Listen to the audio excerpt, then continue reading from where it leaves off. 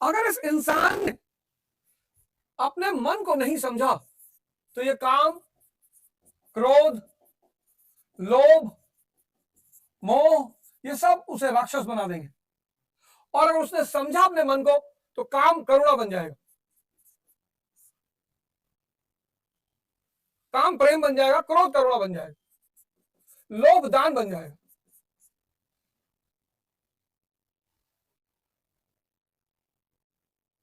ध्यान करना ही करना है।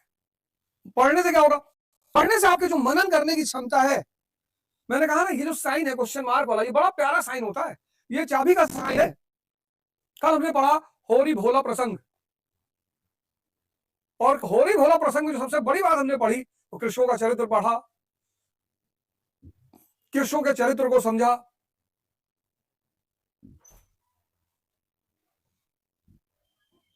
कैसे कृष्ण को सरल अनिवार्य है, उसकी साइकोलॉजी को समझा, होरी की व्यवहारिक बुद्धि को देखा कि अनपढ़ होना और समझदार होना अलग अलग बात। एक अनपढ़ किसान भोला रूपी ग्वाले को अपने वश में कर लेता है, और इतना वश में कर लेता है कि भोला उसे गाय देने को तैयार है बिना पैसे के। वो भोला जो उससे बात करने को तैयार नहीं थे कायदे से, वो गाय देने को, भैया ले जाओ। लेकिन अंततः होरी किसान जो है प्रकृति की तरह है, इसी में लिखा हुआ है किसान प्रकृति की तरह होता है। नदी अपना जल खुद नहीं पीती, पेड़ अपना फल खुद नहीं खाता, किसान अपना फसल दाता है ना, तो दाता का भाव होगा, कपट का भाव नहीं होगा। तो होरी बाद में सोचता है कि नहीं यार, किसी का फायदा, किसी की मुसीबत का फायदा नहीं उठाना चाहिए। कहता नहीं भैया, हमें आपकी गाय नहीं चाहिए। लेकिन भोला ग्वाला है, बिजनेसमैन है, थोड़ा ज्यादा समझदार है। भोला अंततः होरी से भूसा लेने में सफल है, लेकिन होरी भोला से गाय नहीं ले पाते। इसलिए दुनिया में जितने सरल चित्त के लोग हैं वो अक्सर ठगे जाते हैं। होरी एक सरल चित्त का आदमी है, सरल कृषक है ना, और कृषक आमतौर पर सरल चित्त के होते हैं। अब दूसरे अध्याय में आते हैं, बड़ा मजेदार है दूसरा अध्याय। राय साहब इसमें जो कॉन्सेप्ट है, बड़े प्यारे प्यारे कॉन्सेप्ट हैं, बड़े प्यारे। पहला कॉन्सेप्ट क्या है कि शालीनता गुणों से पैदा होती है, ये पहला कॉन्सेप्ट, शालीनता। अब राय साहब हैं तो जमींदार,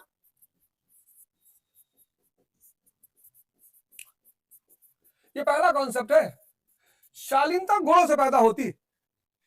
अब राय साहब है तो जमींदार, लेकिन एक सामान्य किसान से बड़े प्रेम से बात करते हैं, बैठाए होरी को, प्रेम से बात कर रहे हैं, हालचाल पूछ रहे हैं। तो ऐसा क्यों हो रहा है, मतलब शेर गुर्रा क्यों नहीं रहा है?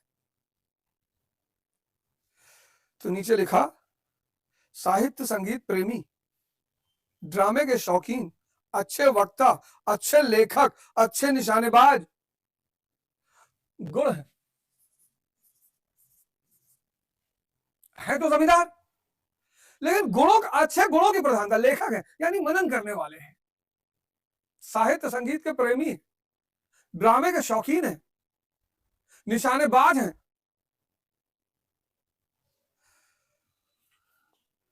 फिर एक बड़ा प्यारा कॉन्सेप्ट इसमें आया। अक्सर जिन लोगों के पास पैसा नहीं होता उनको लगता है कि जिनके पास पैसा है वो बड़े खुश होते हैं,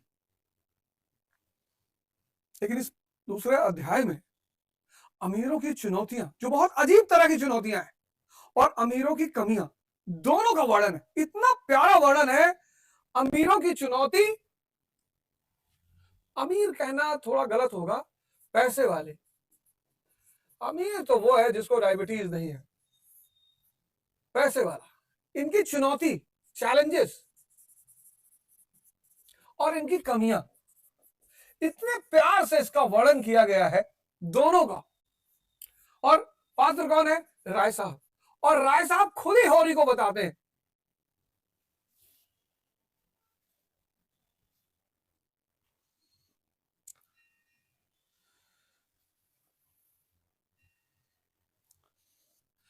राय साहब खुद ही एक बहुत बड़ा कॉन्सेप्ट देते हैं। राय साहब कहते हैं, संपत्ति और सहृदयता में बैर है, क्या बात है। संपत्ति और सहृदयता में बैर है। इसलिए जितने पैसे वाले लोग हैं ना, ये आपस में मिलते बहुत प्रेम से, बहुत प्रेम से। इसमें लिखा है लास्ट लाइन,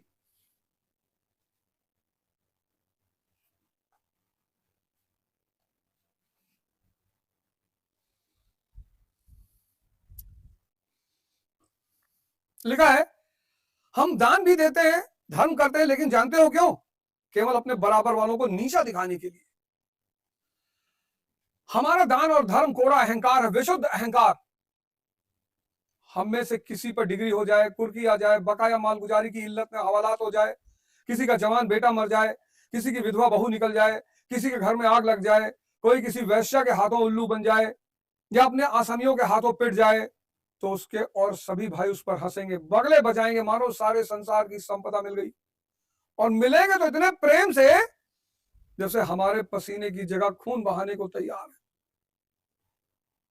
अरे और तो और हमारे चचेरे फुफेरे ममेरे मौसेरे भाई जो इसी रियासत की बदौलत मौज उड़ा रहे हैं, कविता कर रहे हैं, जुआ खेल रहे हैं, शराब पी रहे हैं, अय्याशी कर रहे हैं, वो भी मुझसे जलते हैं।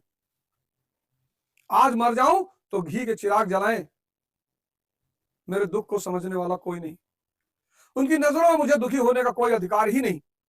मैं अगर रोता हूं तो दुख की हंसी उड़ाता हूं, मैं अगर बीमार होता हूं तो मुझे सुख होता है, मैं अगर अपना ब्याह करके घर में कला नहीं बढ़ाता तो यह मेरी नीच स्वार्थ पड़ता है, अगर ब्याह कर लूं तो विलासांधता है, अगर शराब नहीं पीता तो कंजूस, शराब पीने लगूं तो प्रजा का रक्त,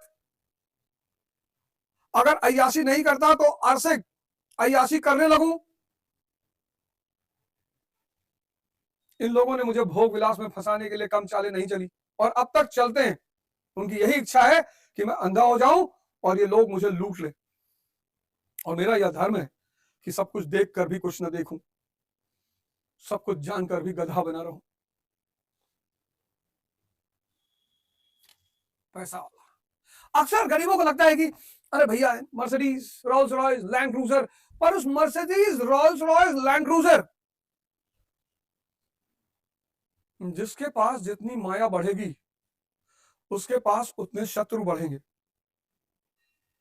ईर्ष्या करने वाले बढ़ेंगे, जलन करने वाले बढ़ेंगे, नफरत करने वाले बढ़ेंगे। मजदूर बेचारा है, यही मजदूर अगर कल पूंजीपति बन जाए उसके 5,000 दुश्मन तुरंत खड़े हो जाएंगे।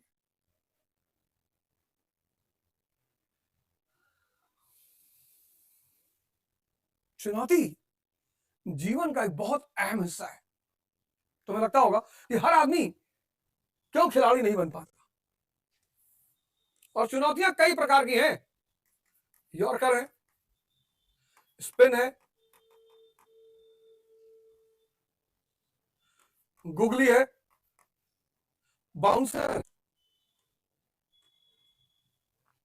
और क्रिकेट खेलने में कौन सी बहुत बड़ी बात, एक बैट ले लो और खड़े हो जाओ 3 डंडों के सामने। लेकिन अगर शेनवॉन के सामने पड़ गए तो 98% लोगों को तो पता ही नहीं चला कि गेंद गिरी कहां और घूमी कहां। मुरलीधरन, शेनवॉन, अनिल कुंबले, वसीम अकरम, 6 की 6 बॉल यॉर्कर, यॉर्कर एकदम ब्लॉक होल में।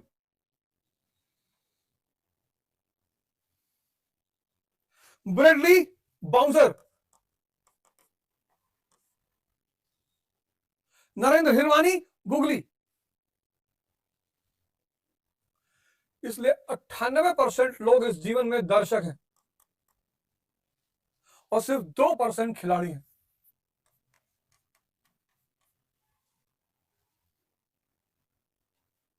चुनौतियां तो ऐसा कोई राय साहब जमींदार हैं और होरी के सामने बता रहे हैं कि मेरे जीवन की चुनौतियां क्या है। शराब पीऊं तो अय्याश, ना पीऊं तो कंजूस,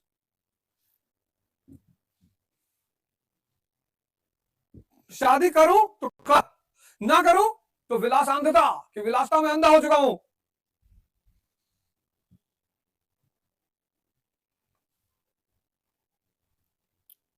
दान धर्म किसके लिए?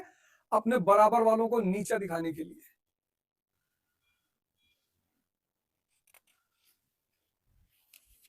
चुनौतियां, पैसे वालों की चुनौतियां और पैसे वालों की कमियां, पैसे वालों की कमियां, आत्मा में बल नहीं। कितना बढ़िया समझाया, आत्मा में कोई बल ही नहीं।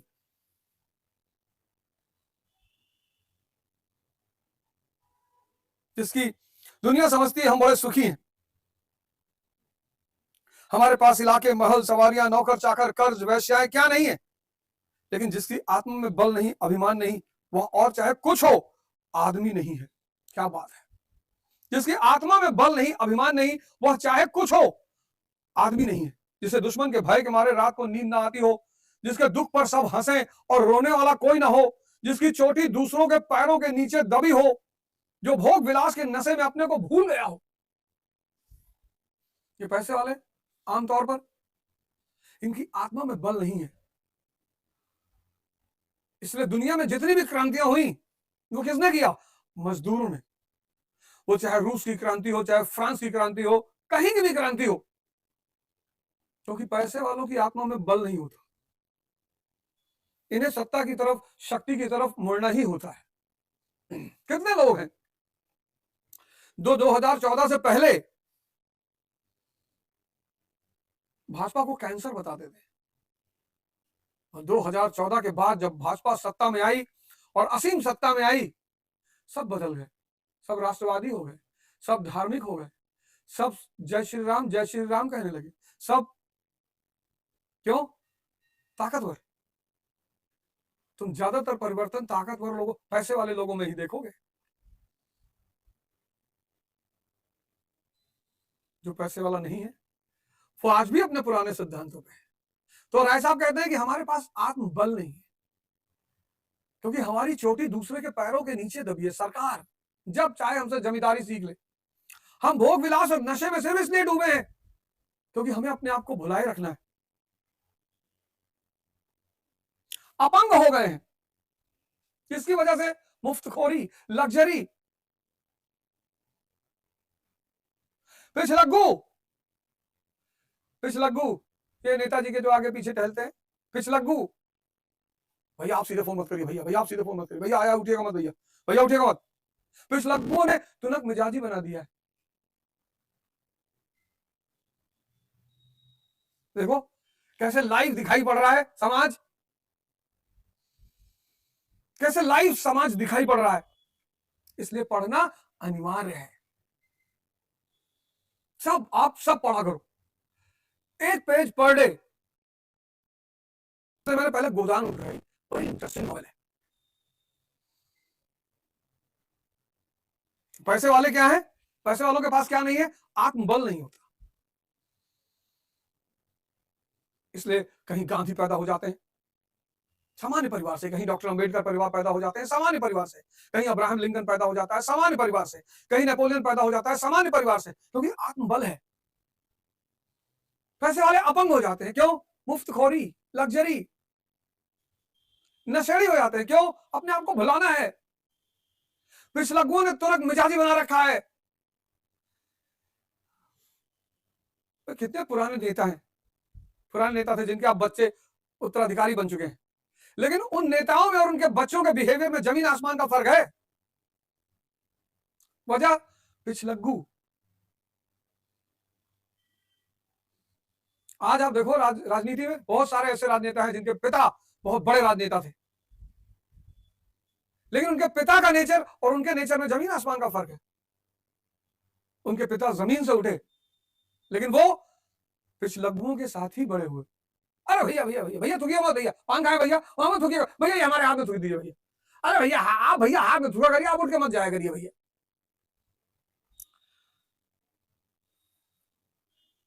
पिछलग्गू।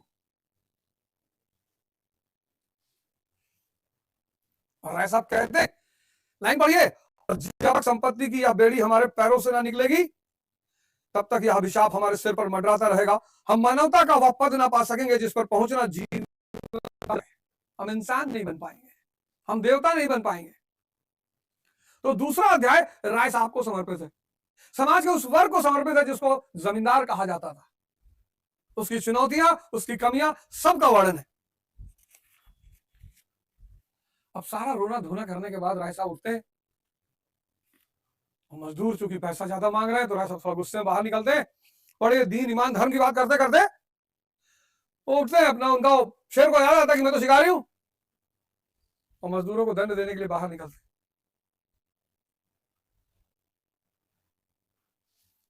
और जाते जाते होली से कह जाते हैं कि 500 नजराना की आशा है तुम्हारे गांव से। पार्टी कौन करेगा? अमीर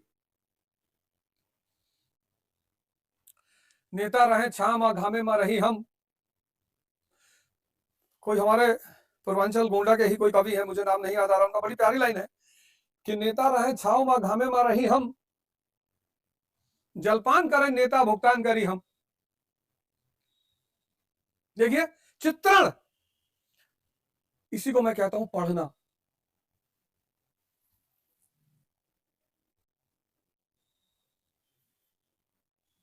अनिवार्य है, आप सब लोग सारे, मतलब मेरे साथ आप पढ़ना शुरू करिए, ये 4-4 5-5 पेज पर डे खत्म करिए।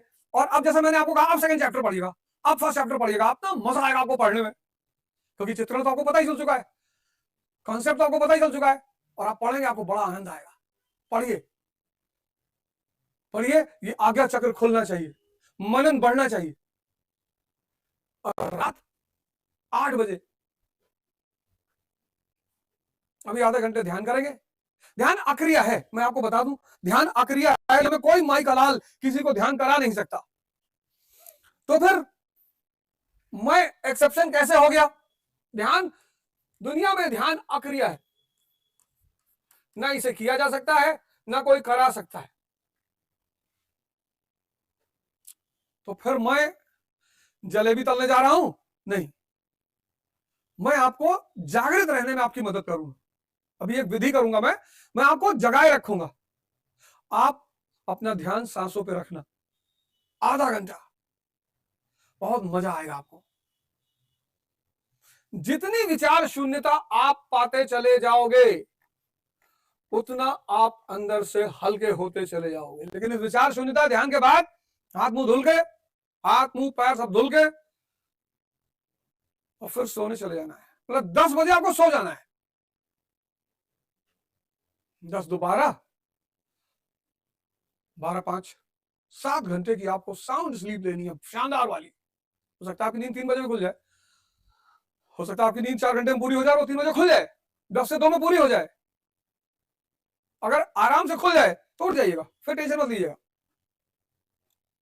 अगर 2 बजे नींद खुल रही है और बड़ा अच्छा महसूस हो रहा है, बॉडी दिमाग सब हल्का महसूस हो रहा है, उठ जाइए, फिर एक नैप ले लीजिएगा 3 घंटे बाद। अब रात में सोशल मीडिया नहीं देखना है ना, बिल्कुल नहीं। अब आप क्या करेंगे? गोदान का पहला दूसरा चैप्टर पढ़ेंगे। मैंने आपको कॉन्सेप्ट बता दिया। पहला चैप्टर क्या है? होरी भोला प्रसंग, होरी भोला प्रसंग।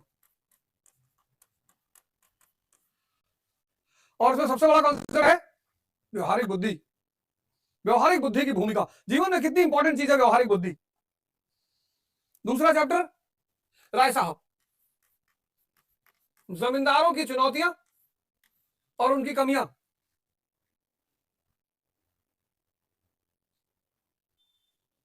संपत्ति और सहृदयता में बैर है। मैं तो नोट्स बनाता हूं बाकायदा। संपत्ति और सहृदयता में बैर है, शालीनता गुणों से पैदा होती।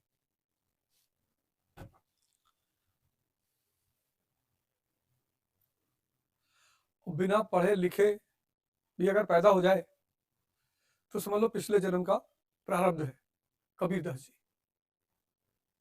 तो ये पहला चैप्टर होली होरी भोला प्रसंग, और ये दूसरा चैप्टर राय साहब यानी जमींदार वर्ग की चुनौतियां और जमींदार वर्ग की कमियां, और अंततः जमींदार को अपने अधिकार का एहसास। तो आधा घंटा मैं आपको ध्यान कराऊंगा। मैं ध्यान नहीं करूंगा, मैं माफी चाहता हूं। मैं आपको जागृत रहने में आपकी मदद करूंगा, मैं आपको जगाए रखूंगा। आप आंख बंद करना, कोई अगर कपड़ा मिल जाए, रुमाल मिल जाए या गमछा मिल जाए, तो आप अपनी आंख को बांध लीजिएगा। मैं तो बांधूंगा ही, क्योंकि यहाँ लाइट बंद नहीं हो सकती, कैमरा चल रहा है। तो आप अपनी आंखों को बांध लीजिएगा और सिर्फ आप एक काम करिएगा, अपनी सांस अंदर जा रही है, बाहर आ रही है, अंदर आ रही है, बाहर जा रही है।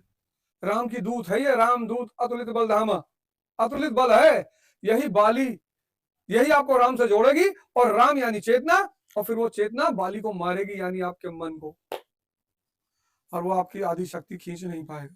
तो चलिए आज एक नए अध्याय की शुरुआत करते हैं।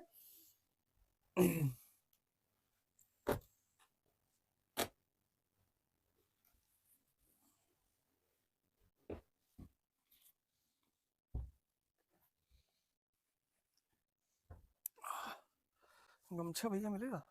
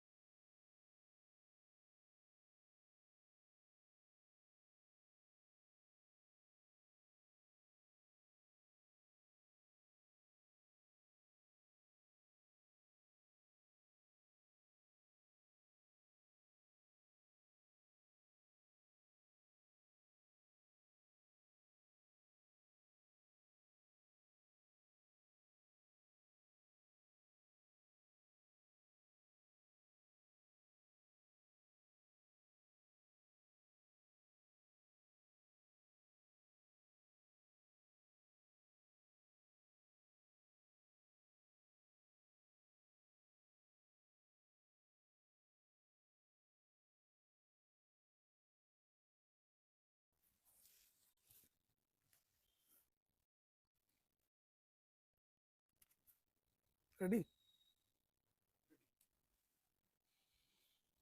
शरीर ढीली, सीधी। संभव हो तो आप भी अपनी आंख को ऐसे बांध लें। आधे घंटे का एक सेशन करेंगे, और ईश्वर की कृपा रही तो आपको बहुत आनंद आएगा। आप सिर्फ मेरे निर्देशों को सुनेंगे, बस। सांस पर ध्यान लगाएंगे, सांसों पर। सांस नीचे जा रही है, ऊपर आ रही है, और पूरी सांस को नाभि तक ले जाना है। सिर्फ मैं आपको जगाए रखने में आपकी मदद करूंगा, क्योंकि मन की आदत है सो जाने की। और आप सांसों को देखेंगे, ना कुछ बोलेंगे, ना कुछ करेंगे। चुपचाप सुखासन की दशा में आप बैठ जाएंगे, आंखों को बंद कर लीजिए। हो सके तो मेरी तरह किसी गमछे के माध्यम से इन आंखों को ढक लीजिए। पूरी सांस नीचे जाएगी, बहुत धीरे से, ऐसा ना हो नाभि फट जाए, बहुत धीरे से, और फिर ऊपर की तरफ आएगी।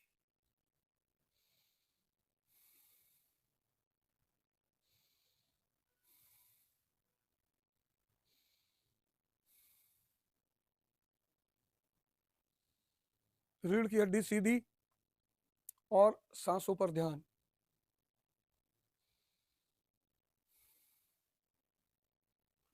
रीढ़ की हड्डी सीधी और सांसों पर ध्यान। सांस पूरी नाभि तक जाएगी बहुत धीरे धीरे। तो चलिए मैं शुरुआत करता हूं। आपको मैं सिर्फ जगह रखूंगा, आपको अपनी सांसें देखनी है बस। 1 2 3 4 5 6 7 8 9 10 11 12 13 14 15 16 17 18 19 20 21 22 23 24 25 26 27 28 29 30 31 32 33 34 35 36 37 38 39 40 41 42 43 44 45 46 47 48 49 50 51 52 53 54 55 56 57 58 59 60 61 62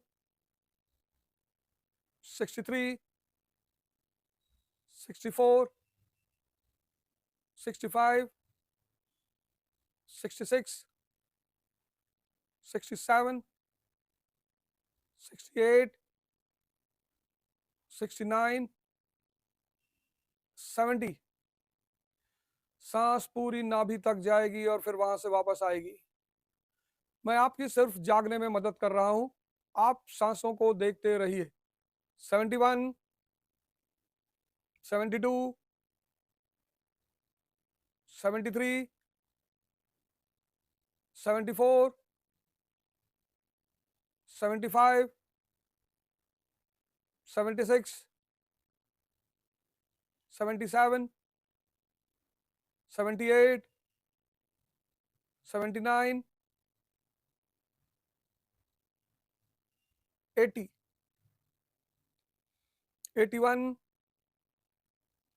82 83 84 85 86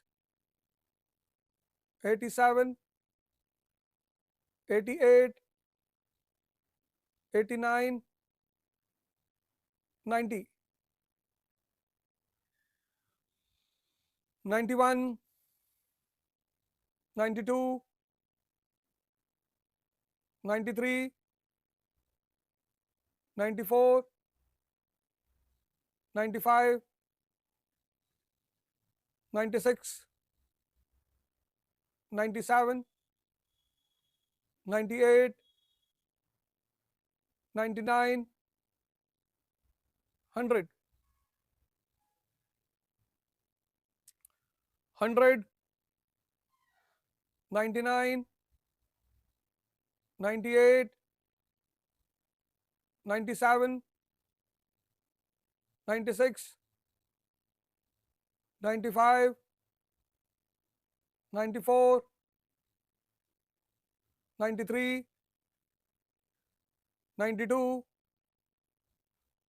91, 90,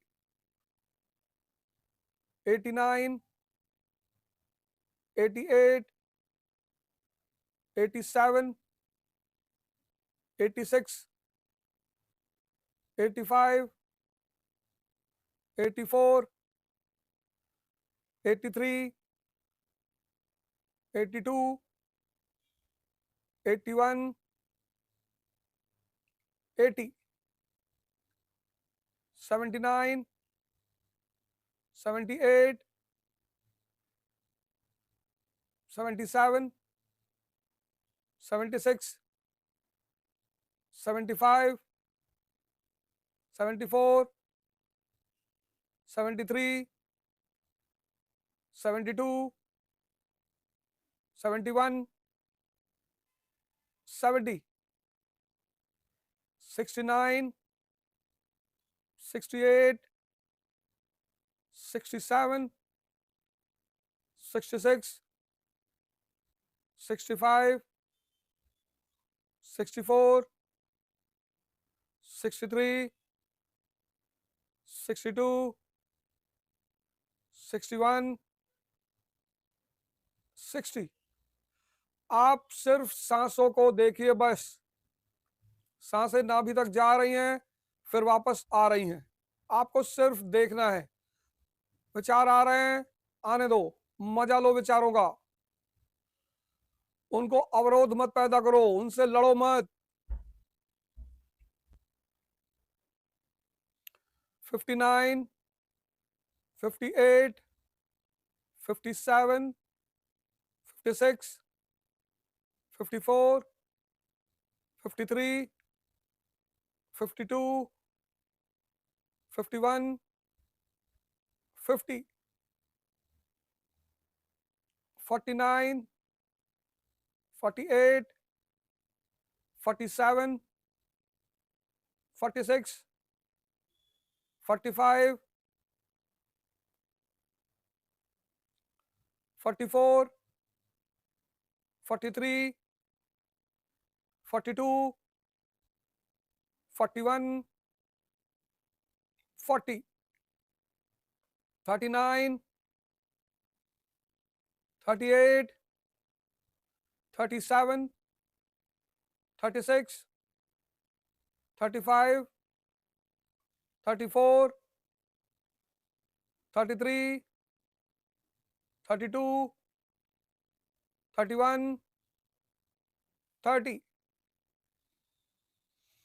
29, 28, 27, 26, 25, 24, 23, 22, 21, 20। बस सांसों को देखना है, कुछ नहीं करना है। ना विचारों को रोकना है, ना उनसे लड़ना है, कुछ नहीं करना है। सिर्फ अपनी सांसों को नीचे जाते हुए देखना है, ऊपर आते हुए देखना है, बस। और एक दिन में पकड़ में नहीं आएंगी। 19, 18, 17, 16, 15, 14, 13, 12, 11, 10, 9, 8, 7, 6, 5, 4, 3, 2, 1। शरीर ढीला, रीढ़ की हड्डी सीधी, सांसों पर ध्यान, शरीर हल्का हो गया होगा, शरीर निश्चित तौर पर हल्का हो गया होगा। जब तक मैं न कहूं आंखें नहीं खोलनी है।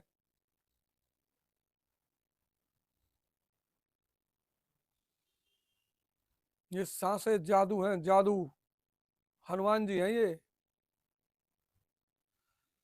और इस्लाम में अगर कहो तो जिब्राइल साहब है। हनुमान जी ही भगवान राम के दर्शन करा सकते हैं।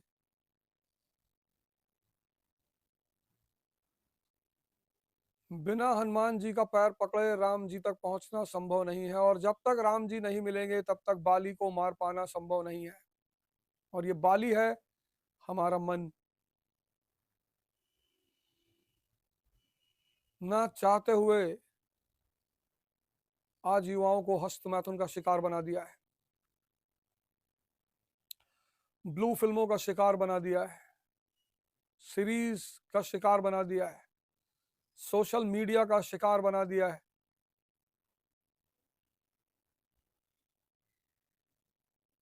अगर आपको इनसे बचना है तो आपको अपने सांस रूपी हनुमान जी से जुड़ना है। अतुलित बल है इनके पास, क्योंकि ये राम की दूत है। जब तक सांसें चल रही हैं, इसका मतलब चेतना रूपी राम आपके शरीर में मौजूद है। सांसें बंद, चेतना गायब। कुमति को मिटाती हैं, कुमति निवार सुमति के संगी। जब तक आपका ध्यान सांसों पे होगा, आप विचारों से बचे रहेंगे।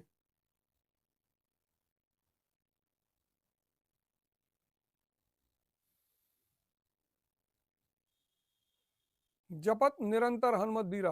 ये सांसें निरंतर चल रही हैं, इन पर निरंतर नजर रखना है। नींद नहीं आएगी कोई बात नहीं, सांसों को देखते रहना है। धीरे धीरे मन विचार शून्य होगा और फिर नींद आना शुरू हो जाएगी।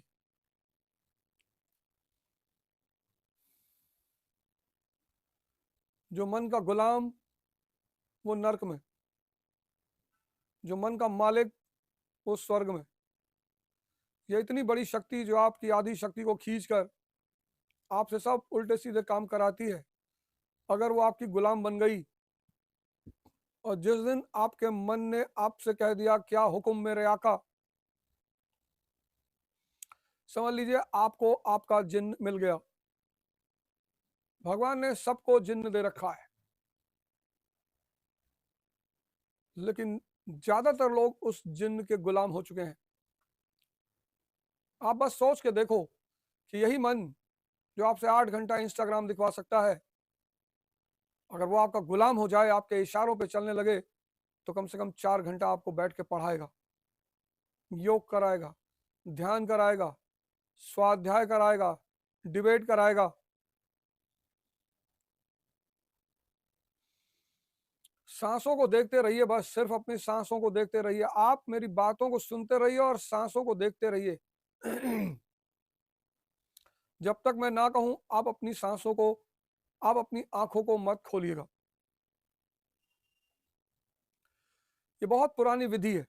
इसको सनातन हिंदू धर्म में हनुमान चालीसा कहते हैं, और बुद्धिज्म में इसको विपासना कहते हैं।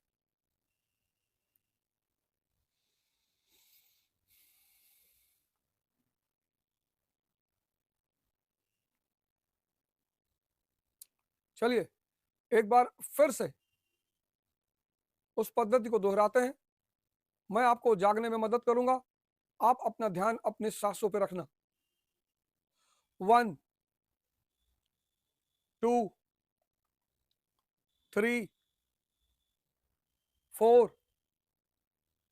5 6 7 8 9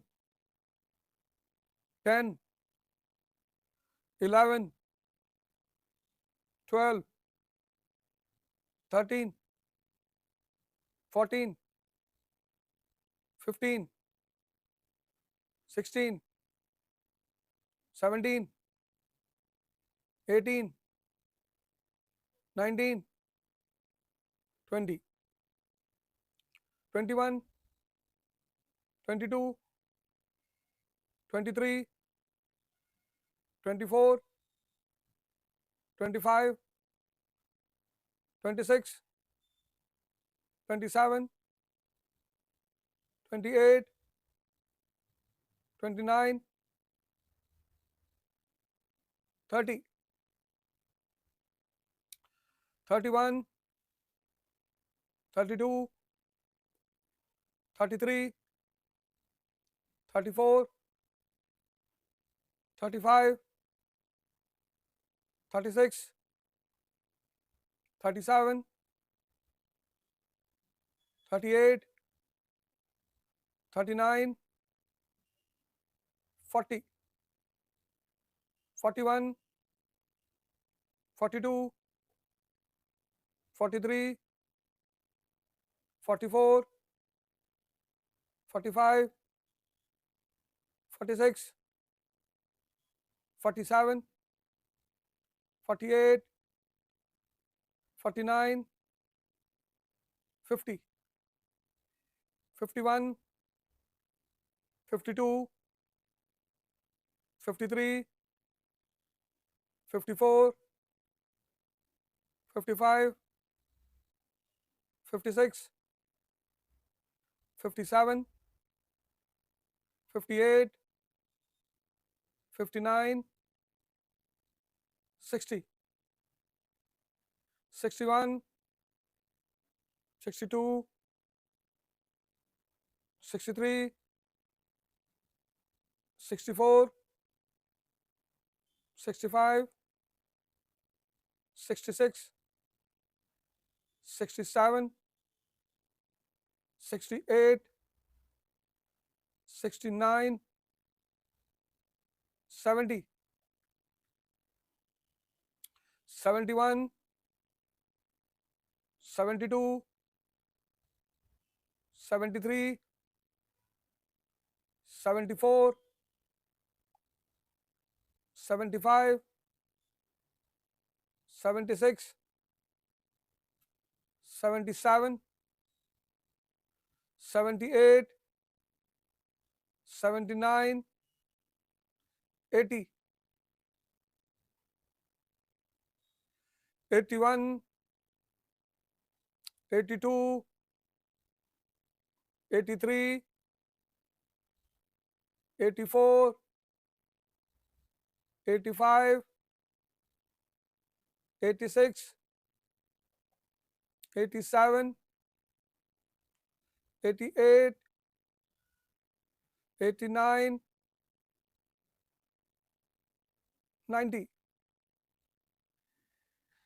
91, 92, 93, 94, 95, 96, 97, 98, 99, 100। रीढ़ की हड्डी सीधी, शरीर ढीला, सांसों पर ध्यान। मैं आपको सिर्फ जागने में मदद कर रहा हूं।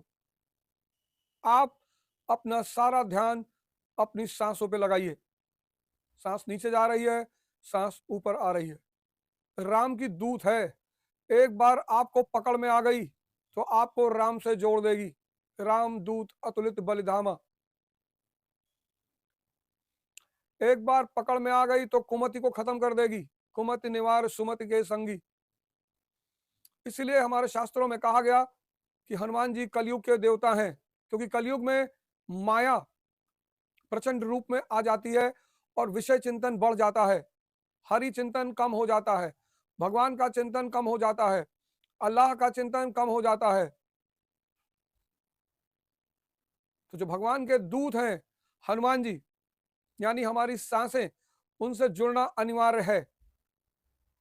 हनुमान चालीसा व्यक्ति के जागृत का विज्ञान है। 100 बार अगर आप इसे करेंगे मतलब लगातार 3 महीने तक, 3 महीने से ज्यादा, जो 7 बार पाठ कर जोई, यहाँ पाठ का मतलब है करना, जो अगर आप इसे 3 महीने लगातार करते चले गए, हो सिद्ध साखी गौरी सा, जो ये पढ़े हनुमान चालीसा, हो सिद्ध साखी गौरी सा।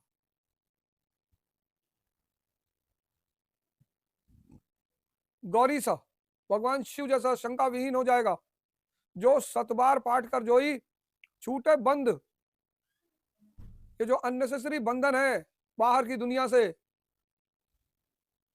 वो टूट जाएंगे। जब वो टूट जाएंगे तो आप महासुख की स्थिति में आ जाओगे। आज आप देखो आपका शरीर कितना हल्का हो चुका है, आपका मन कितना हल्का हो चुका है।